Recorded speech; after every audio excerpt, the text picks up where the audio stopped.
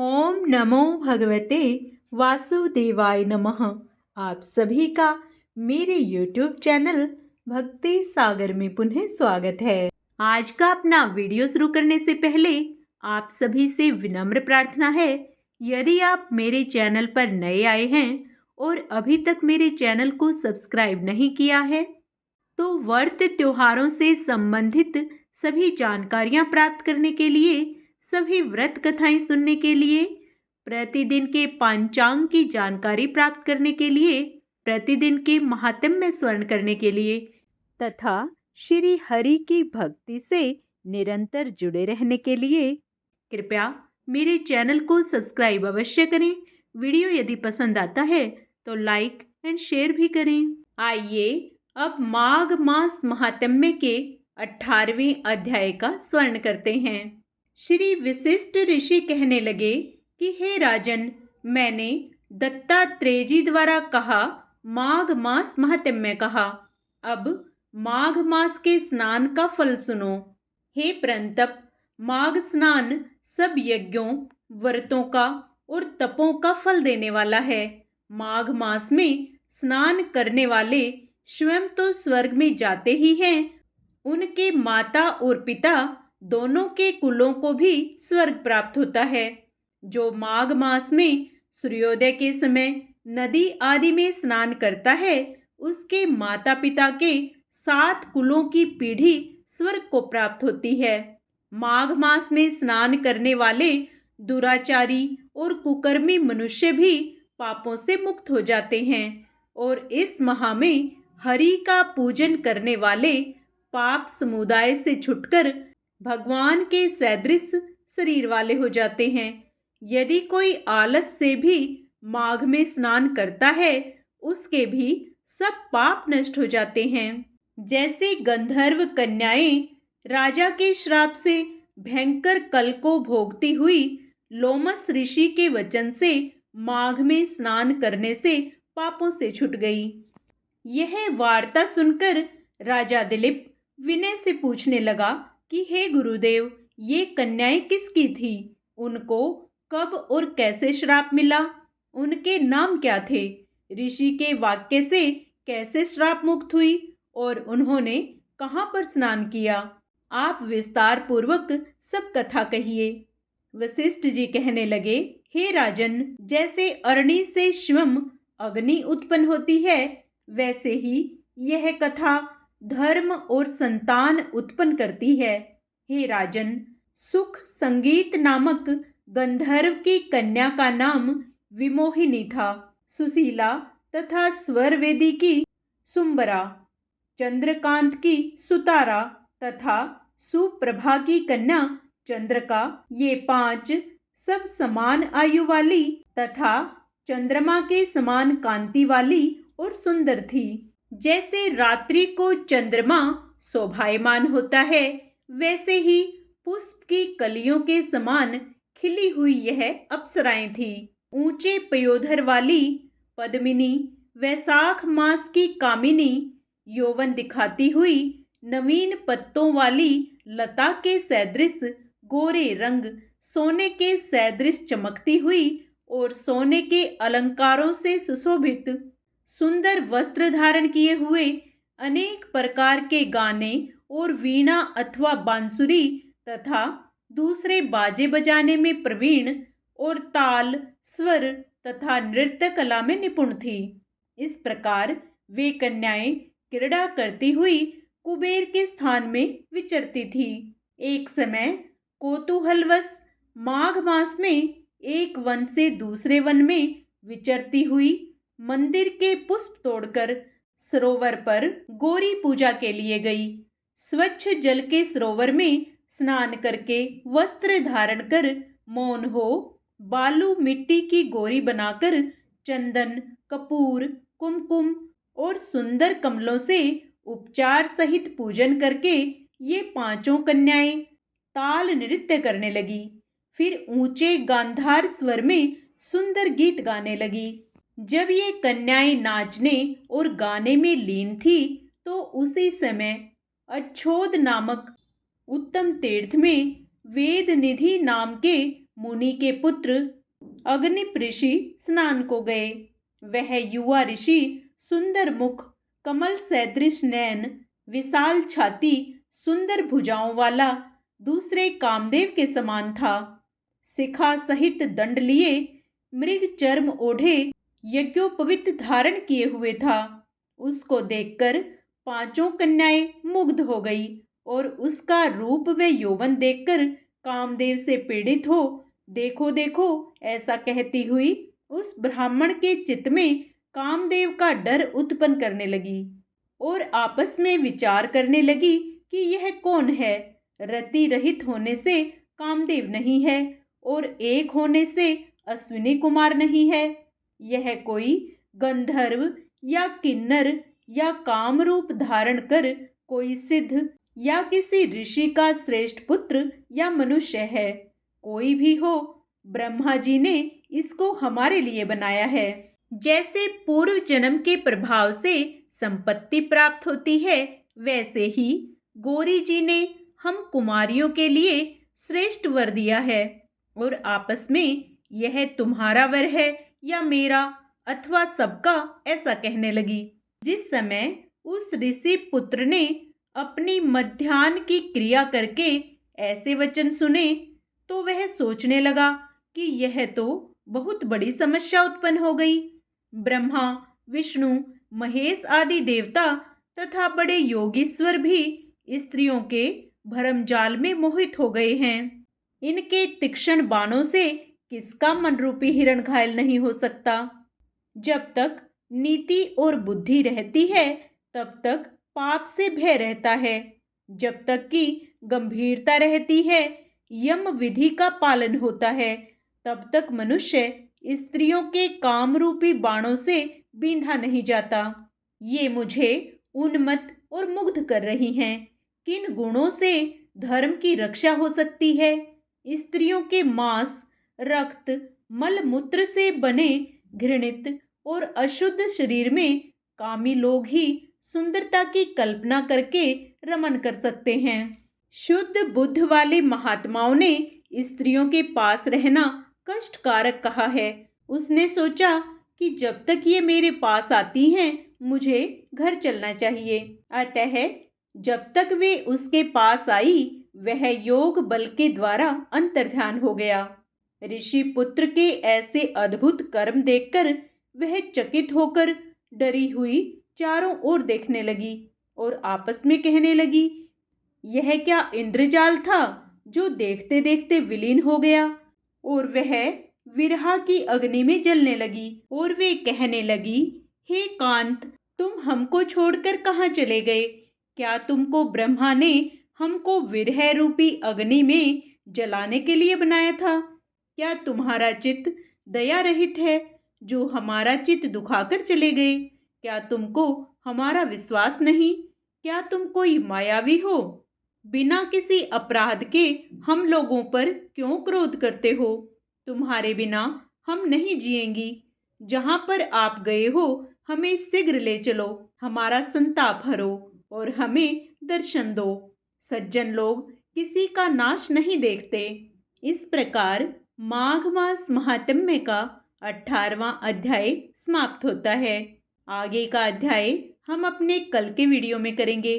पूर्ण पुण्य लाभ प्राप्त करने के लिए आप उसे भी अवश्य स्मरण करें। जय श्री हरि। विष्णु भक्ति की श्रृंखला में अब हम बुढ़िया माई और सालिग्राम की कहानी सुनेंगे। एक बुढ़िया थी, उसने सालिग्राम जी की सेवा ले रखी थी। माघ मास में वो प्रयागराज में स्नान करने का विचार कर पड़ोसन से बोली, मैं प्रयागराज जा रही हूँ, तू मेरे सालिग्राम जी को रख ले। पड़ोसन बोली, मुझे सेवा करनी तो नहीं आती, बताओ कैसे करनी है, मैं कर दूंगी। बुढ़िया बोली, सवेरे इनको उठाना, लोटा भरकर पानी लाना, आते समय बगीचे से पुष्प तुलसी लाना, भगवान को जल वे कच्चे दूध से नहलाना, चंदन लगाकर पुष्प तुलसी चढ़ाना, दूध का भोग लगाना, दोपहर को रसोई जो भी बने उसका भोग लगाना, शाम को दिया जलाना, ऐसी सेवा पूजा करना कहकर बुढ़िया चली गई।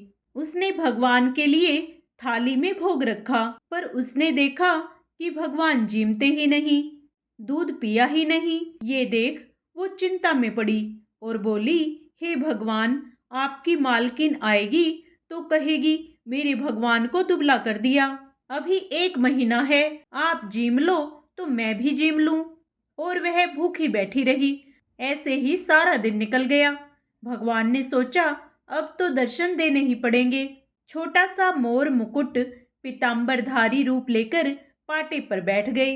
भगवान ने दूध पी लिया, वे जीम लिया। रोज ऐसा ही होता रहा। एक दिन भगवान ने कहा, मैं गाय चरा लाऊं। तो पड़ोसन बोली, थोड़े दिन तो रहोगे, क्यों जाते हो? पर भगवान माने नहीं। हाथ में सोने की लाठी, कंधे पर हीरे मोती का पीतांबर डाल गाय चराने जाते। 1 महीना बीता। बुढ़िया घर आई। स्नान ध्यान से निपटकर सोचा, सालिग्राम जी को ले आऊं। यह सोचकर पड़ोसन के घर गई। पड़ोसन बोली, सालिग्राम जी शाम को आएंगे, तब ले जाना। बुढ़िया सालिग्राम जी के लिए जिद करने लगी और झगड़ा हो गया। लोग इकट्ठे हो गए तो पड़ोसन बोली, बुढ़िया को समझाओ, जैसे सालिग्राम के बिना 1 महीना निकाला है, वैसे ही शाम तक और सब्र कर ले। बुढ़िया धरना देकर बैठ गई। शाम होने पर भगवान आए। गाय उनकी जगह छोड़कर भगवान मंदिर में विराज गए। पड़ोसन बुढ़िया से बोली, ले जाओ तुम्हारे भगवान। और हाथ जोड़कर भगवान से प्रार्थना की, हे भगवान, मेरी पड़ोसन को भी रूप दिखाओ, वरना ये मेरे प्रति अविश्वास रखेगी और मेरी बातों पर विश्वास नहीं करेगी। भगवान ने पड़ोसन के कहने पर मोर मुकुट पीतांबर ओढ़कर हाथ में सोने की लाठी लेकर बुढ़िया को भी दर्शन दिए। हे प्रभु, आपने जैसे अपने भोले भक्तों को दर्शन दिए, वैसे ही सबको देना। जैसे उस पड़ोसन की सुनी, वैसे सबकी सुनना। आइए अब भगवान विष्णु को प्रसन्न करने के लिए विष्णु चालीसा का पाठ करते हैं। विष्णु सुनिए विनय, सेवक की चितलाए, कीरत कुछ वर्णन करूं, दीजिए ज्ञान बताए। नमो विष्णु भगवान खरारी, कष्ट न सावने अखिल बिहारी, प्रबल जगत में शक्ति तुम्हारी, त्रिभुवन फैल रही उजियारी। सुंदर रूप मनोहर सूरत, सरल स्वभाव मोहिनी मूरत, तन पर पीतांबर अति सोहत, बैजंती माला मनमोहत। शंख चक्र कर गदा विराजे, देखत दैत्य असुर दल भाजे, सत्य धर्म मद लोभ न गाजे, काम क्रोध मद लोभ न छाजे। संत भक्त सज्जन मन रंजन, धनुज असुर दुष्टन दल गंजन, सुख उपजाए कष्ट सब भंजन, दोष मिटाए करत जन सज्जन। पाप काट भव सिंधु उतारण, कष्ट नाश कर भक्त उबारण, करत अनेक रूप प्रभु धारण, केवल आप भक्ति के कारण। धरणी धेनु बन तुम्हि पुकारा, तब तुम रूप राम का धारा, भार उतार असुर दल मारा, रावण आदिक को संहारा। आप वाराह रूप बनाया, हिरणाक्ष को मार गिराया, धर्म तन सिंधु बनाया, 14 रत्नन को निकलवाया।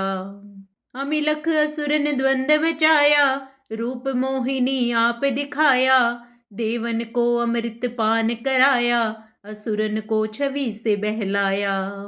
कूर्म रूप धर सिंधु मझाया, मंद्राचल गिरि तुरंत उठाया, शंकर का तुम फंद छुड़ाया, भस्मासुर को रूप दिखाया। वेदन को जब असुर डुबाया, कर प्रबंध उन्हें ढूंढवाया, मोहित बनकर खल ही नचाया, उस ही कर से भस्म कराया।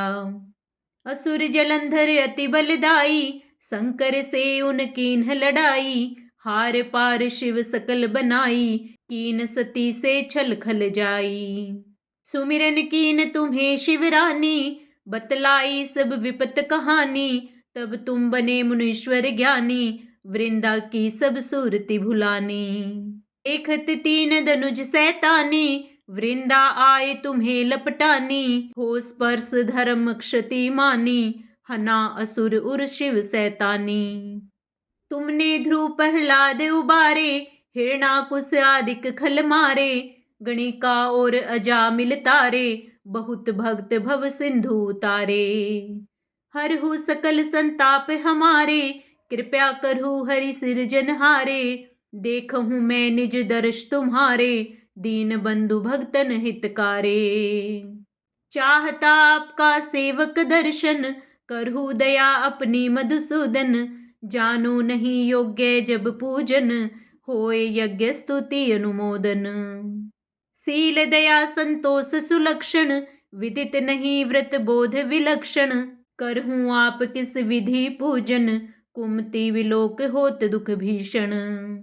करहूँ प्रणाम कौन विधि सुमिरन, कौन भांति मैं करहूँ समर्पण। सुर मुनि करत सदा सेवकाई, हर्षित रहत परम गति पाई। दीन दुखिन पर सदा सहाई, निज जन जान लेव अपनाई। पाप दोष संताप नशाओ, भव बंधन से मुक्त कराओ। सुत संपत्ति दे सुख उपजाओ, निज चरणन का दास बनाओ। निगम सदा ये विनय सुनावे, पढ़े सुने जो जन सुख पावे। इति श्री विष्णु चालीसा। अब हम सत्यनारायण भगवान की आरती करेंगे। ओम जय लक्ष्मी रमणा, स्वामी जय लक्ष्मी रमणा।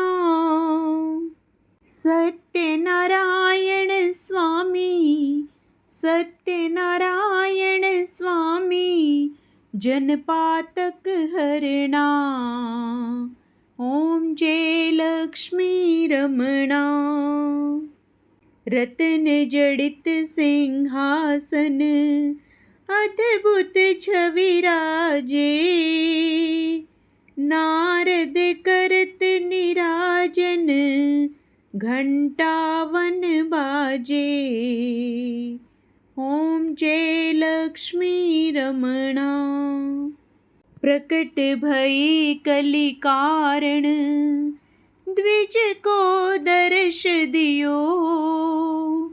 बूढ़ो ब्राह्मण बन कर, कंचन महल कियो। ओम जय लक्ष्मी रमणा। दुर्बल भील कठारो, जिन पर कृपा करी। चंद्रचूड़ एक राजा, तिनकी विपदा हरी। ओम जय लक्ष्मी रमणा। वैश्य मनोरथ पायो, शरधा तज दीन्ही। सो फल भोग्यो प्रभु जी, फिर स्तुति कीन्ही। ओम जय लक्ष्मी रमणा। भक्ति भाव के कारण, छिन छिन रूप धर्यो।